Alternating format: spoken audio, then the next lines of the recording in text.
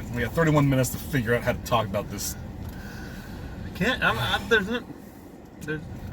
Welcome back to Bad Movie, whatever it is. Soon, it's still Bad Movie Friday because by the time it gets posted, it'll be a Friday. I had time to do it today, so I'm gonna just. It's Bad Movie Day, Bad Movie Monday. Welcome back to Screw You Hollywood. Groovy Movie Tuesday. Yeah, Screw You Hollywood. I like Groovy Movie Tuesday. What? I like Groovy Movie Tuesday. Groovy Movie Tuesday. Yeah, but dude, there's nothing groovy about this movie. No, there was not. There wasn't even anything likable. The only thing groovy was that nap I ripped in the middle. Welcome back to our second episode since the return. Men of 1004 Movies. Tyrell Jaws. I'm Killer Greg. Tyrell Jaws. That's a good one. That's the movies. No, I see what you're doing. Yeah. I get the joke. We just got out of the kitchen. Yeah. I feel like we're being punished. But like what did we see last week? Stuber. We saw Stuber, and that was totally whatever. Yeah. And I was like, maybe Poopy Movie Tuesdays is like gonna be okay. And now this. Well, my hubris has been demolished. You did this to us. Yeah.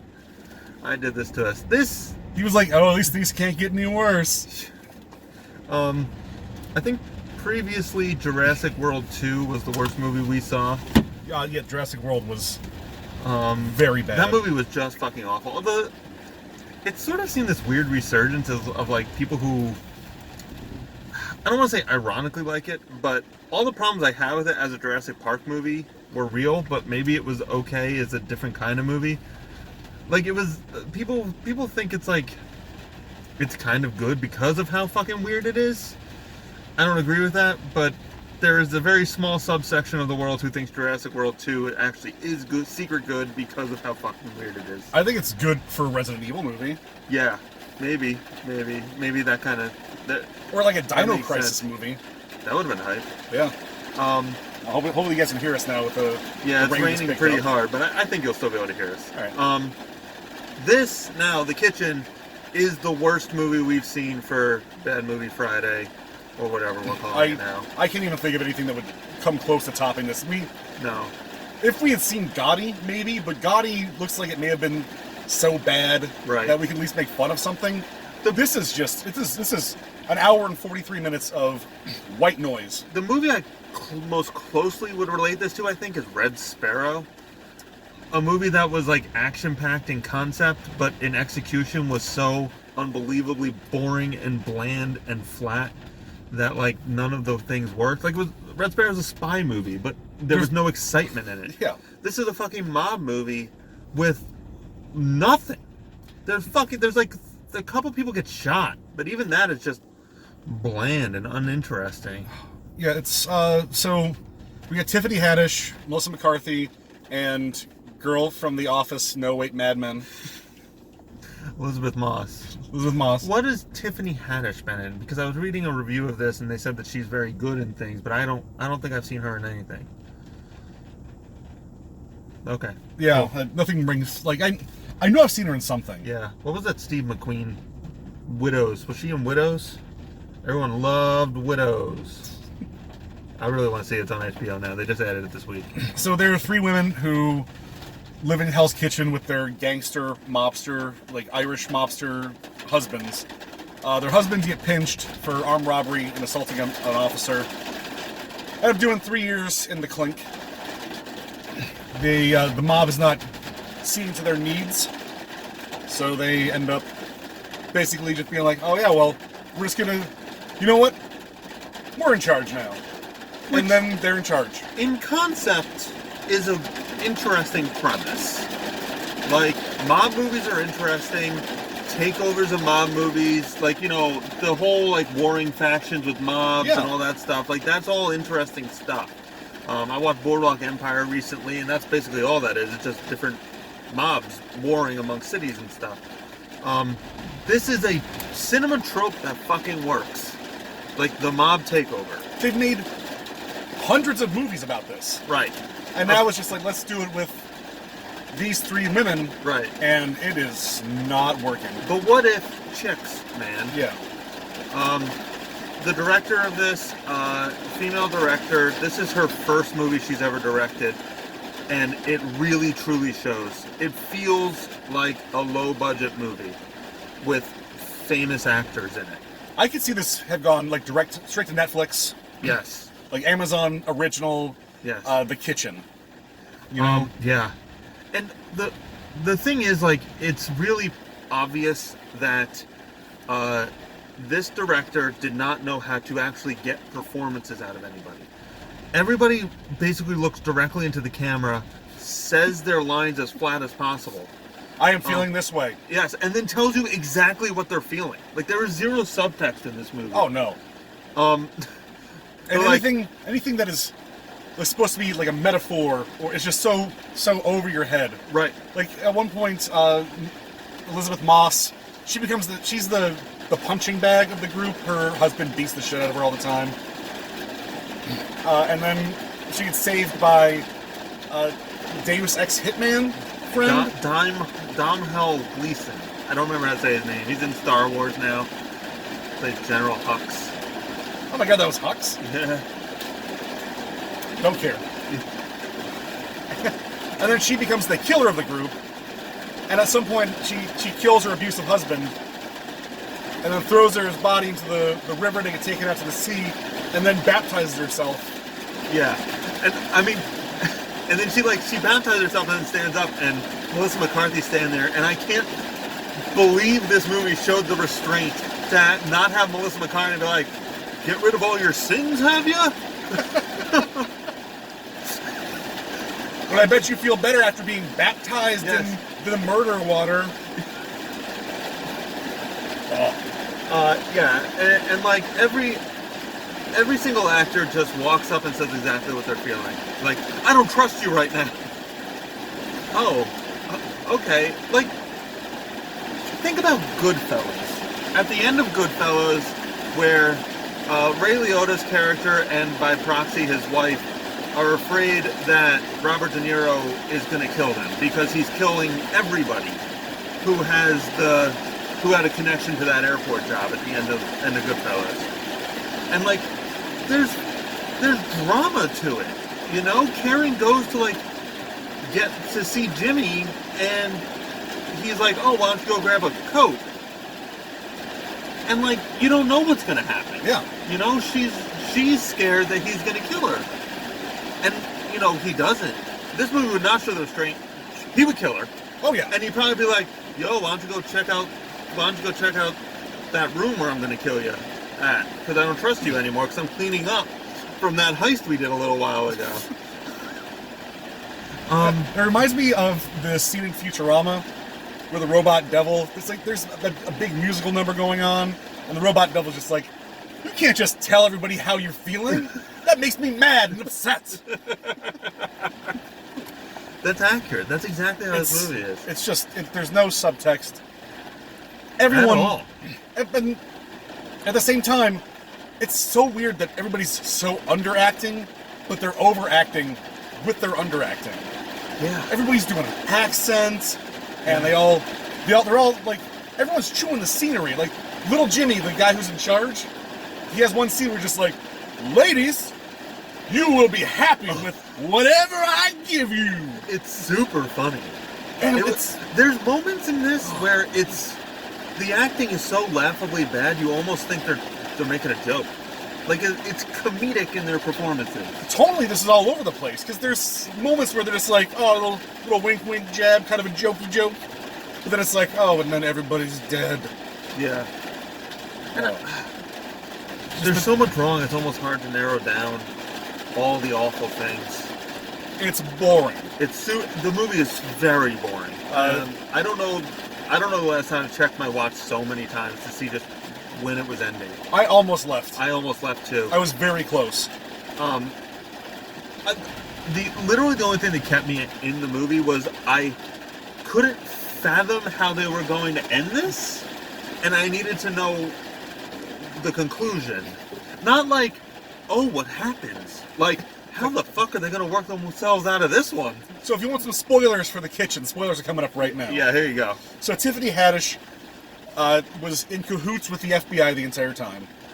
With literally no setup whatsoever. It's And just I thought that was going to be the end of the movie, because in a bad movie, this would have been it. It would have been like, oh, big reveal. Drop the bomb. Credits. Right. Well, then I guess we're going to war then. Credits. Get ready for the kitchen 2. Right. Kitches bitches or whatever. I don't know.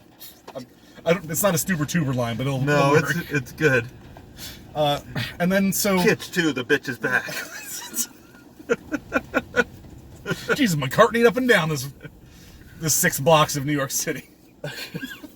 Yeah, so she's like, I was in cahoots with the FBI the whole time. I set up our husbands who went to jail, which is barely a reveal. They went to jail for 16 months, not life or some shit. Mm-hmm. She didn't get them killed.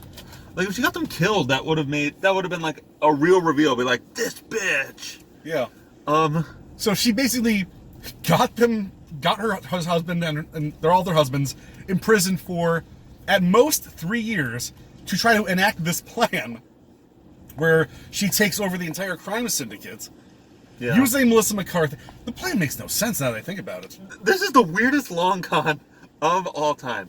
I'm gonna find an Irish. She's black, in case you don't know who this actress is. I'm going to find an Irishman, marry him, hope his mom is like a secret mob boss or something.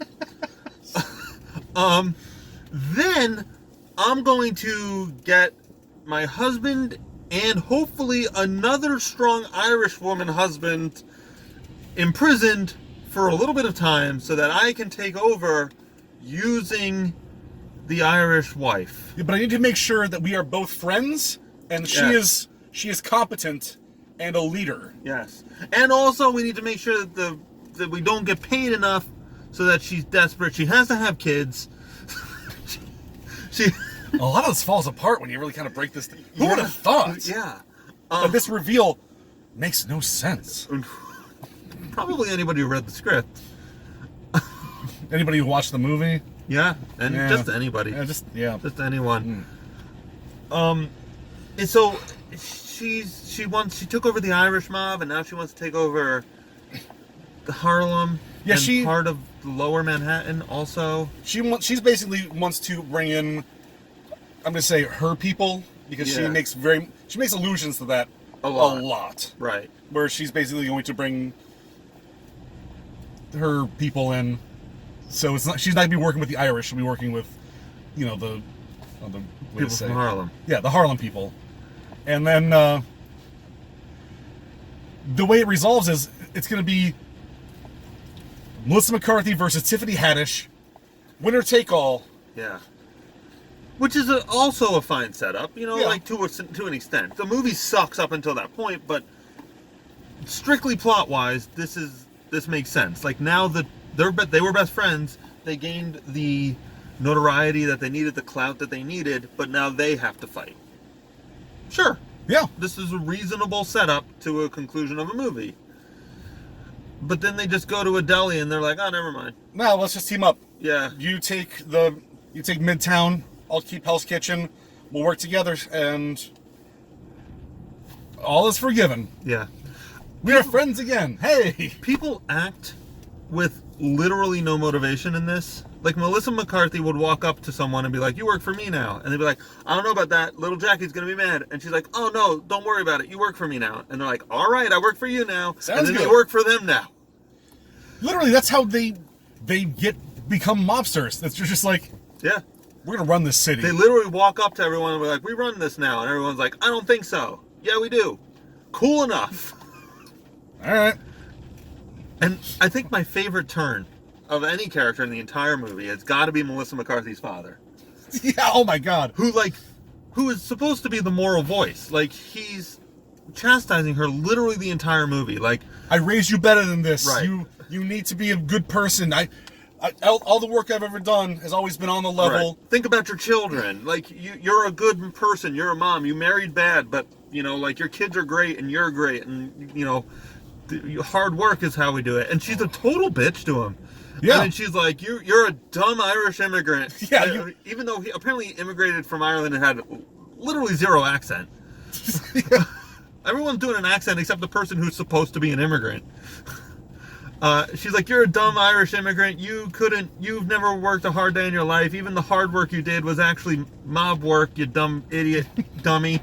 How dare you chastise me? I'm protecting my children, and where were you when I needed money? Even though he offered her money. Yeah.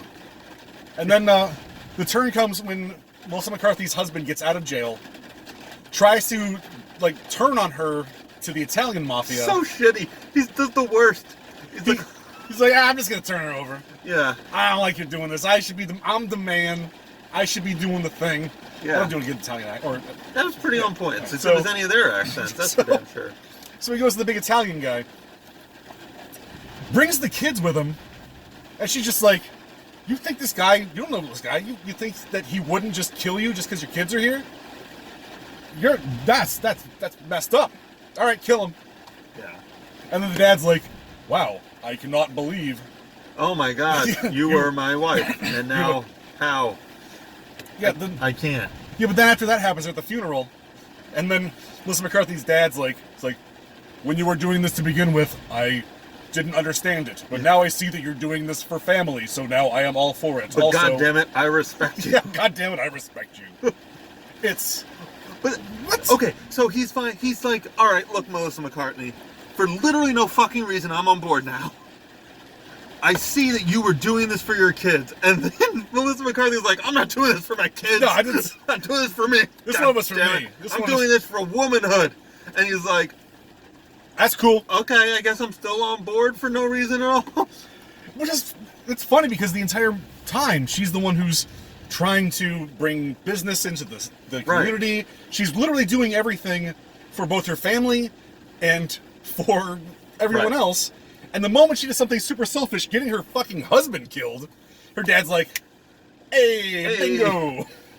And here's the thing, they're setting Melissa McCarthy up to be like she was a housewife, and this is another fucking thing. This is why this movie fails. Everyone's like, you're smart. Why don't we put you in charge? They keep telling you, it's like, people respect you, but at no point do they show that people respect her. At no point do they show her outsmarting somebody or just being smart. They're just like, you're the smart one of the group. Literally, that's a line in the movie. Yeah. But either way, Melissa McCarthy is sort of coming to terms with the fact that she needs to be aggressive and violent to be a mob boss. But the inciting incident of what that should be, what her turn of her, finally, the point of no return, killing her husband, comes 10 minutes before the end of the movie. That needs to happen in the middle of the fucking movie so that she can actually have a character arc. Inciting action, she takes a turn, she does something that she can't go back from, and then she has to reconcile doing these things. And not to mention, the one time that she actually does the vicious thing, get her husband killed, there's no consequence to it. No. It's not like her dad's like, you went too far this time. Yeah. That should have been like... Right, that should have been... The father should have been, kind of cool with it until then or something. That should have been his turn. It should have been the other way around. Listen, I know it's not good, but you're doing great things for the community. You went too far this time. Think about your kids. They're growing up without a father now. Yeah. But no, it's just like, nah, you go, girl, go power, woo! Right. He needed to take the kids at the end of the movie. Yeah. Been like, no, you don't get to see your kids anymore. And then, think of the Walter White character arc. The whole first 3 seasons, he's like, I'm doing this for my family, I'm doing this for my family. And then eventually he loses his family because of his actions. That's what this needed to be. Yeah, but it's okay because he's the one who knocks. Right. Well, yeah, of course. So Melissa McCarthy is the one that knocks now. Yes, she knocks, but you can hear her coming because she never shuts the fuck up. You can hear her at the bottom of the stairwell. Oh shit, I think she's coming. Oh no. He just zip-zopping through the quad all the way to your murder. Bebopping around, sometimes with an Irish accent, sometimes without one. So anyway, that needed to be the resolution. Her father needed to take the kids away, and then that's these are morality plays. Mob stories are always morality plays. Yeah. You sacrificed everything for power and money. There's literally no consequence at the end of this. Everything just happens great. I guess they lose Elizabeth Moss. She gets shot because of her actions, and she was kind of, they were friends, but even she felt like she was not She was like a little. She was just there. She was just there. She was along for the ride. Right. She was like, I was a punching bag, but now I like killing people. Yeah, I'm So- like really into this. Her transition's super funny. It's kind of good at first, and then it becomes like super villain comical by the end. Oh. And then I think the last thing I want to point out is Domhnall Gleeson's performance, which is so epically terrible that I think he was doing a bit. Oh yeah, he's definitely doing a bit. Right, he had to be doing a bit. They say he was like, he was a hitman for the Irish mob there before. Oh, I went to the bathroom at that point. I didn't know that he was supposed to be a hitman already. So he killed 2 people, and then he worked for their husbands. Okay. And then went away for 2 years because the heat was getting too big. And now, he's back. He's back, baby. Because husband is gone, and he's been in love with Elizabeth Moss. Forever or and- something. And now is his chance. Because he's... And I guess maybe Oh. on like a surface level, he read like Stone Cold Killer, and he just took it to like the most literal sense he could. Like he walks in a stone-faced monster, and he literally just leaves like a stone-faced monster. He wants to read Agent 47, but he's coming across Rain Man. Yes, it's super funny. He's like, okay, bye. Which is even too much emotion. It's more, okay, bye. Here's what you do. And then you he take leaves. the knife, and you put it in a thing, Yeah. and then the leg comes off. And then you put it in the water. I think sometimes about David Fincher, and he's like a notorious perfectionist. You know, there's stories of him on like some movies doing as many as 160 takes of one scene because he wants every like gamut of emotion. He wants every take that you can of a line. I legitimately think they shot everything once, and they just took whatever line. Like it was like they were reading the table read. Well, that's why they call her One Take Tiffany Haddish. She always gets it in one. Always gets it in one, dude. It's not. I mean, it's not just her. It's like everybody just walks in and stone faces their lines, and I don't understand it. It's so peculiar. This is the only hour and 45-minute movie that was shot in an hour and 45 minutes. We're doing it real time. Let's go. So, I guess final thoughts on this one. This is going to be a super pass for me. This is... Go see Stuber again. Go or see- sure. just watch our review of Stuber twice and then this one. You'll have a better time than watching this. Yeah. Oh, the kitchen. Stuber was at least a movie. Yeah. Like, it's a movie with jokes and a plot and, like, stuff. You know what I mean? Like, it wasn't great, but it worked as a movie. Like, it I will felt like classify a movie. it's a movie. This, to me, felt like community theater on film. Legitimately. And just, like, if I didn't know these people's names, I would assume this was every single person in this movie's first movie. Like, even their actions are so rigid. It's like, stand up, turn. It's like somebody was screaming their actions to them while they filmed. Like, okay, look out the window. And then they stand up and they look out the window. Look back at the bed. And then they turn around and look at the bed. God. Nobody's like, no forgot action. about- yeah. No action seems like that there's like an internal driving force to them. They look like they're being told what to do. Like, really, like, think about when you give somebody instructions and they're like rigid movements as they try to do what you tell them to. That's what this felt like. It felt like a puppet show with meat bags. If this is these ladies' venture into like serious drama, I am very much looking forward to Life of the Party 2, Death of the Party, where Melissa McCarthy comes back with a ghost Google. Melissa McCarthy's got to be one of the weirdest actresses in Hollywood because she gets nominated for an Academy Award like every fucking year. She'll do one thing that's Right. Last year she got nominated for an Academy Award and a Razzie for fucking Happy Time Murders. So like she does, I think, good movies. Here's the thing about Melissa McCarthy, and I think this is it. She has like a very tiny wheelhouse, and she just does everything. She does every script that comes her way. Yeah, that's what I would do. And when the script is in her wheelhouse, she knocks it out of the park. But when it's not, she's the worst actress in Hollywood. Because it doesn't make any sense that, like, she was fucking terrible in this movie. So that bad. accent was an abomination. This is a Razzie-worthy movie.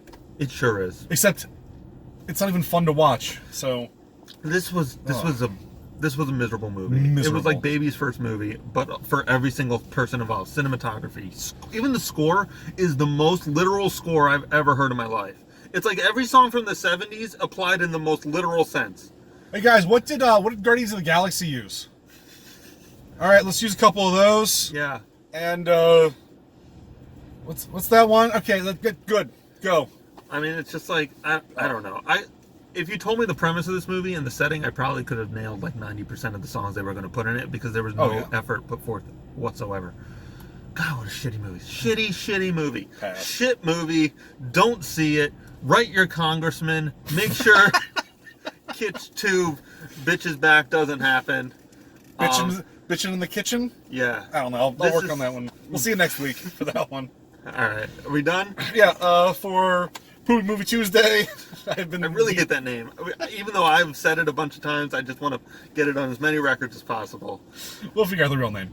Man of 1004 Names, Tyrell Jaws. Find me on Twitter at 1004 Names. Idiotswithmics.com for all of our garbage. Yeah, I'm Killer Greg. You can find me at Killer Greg 17. I also have lots of garbage to share. All right.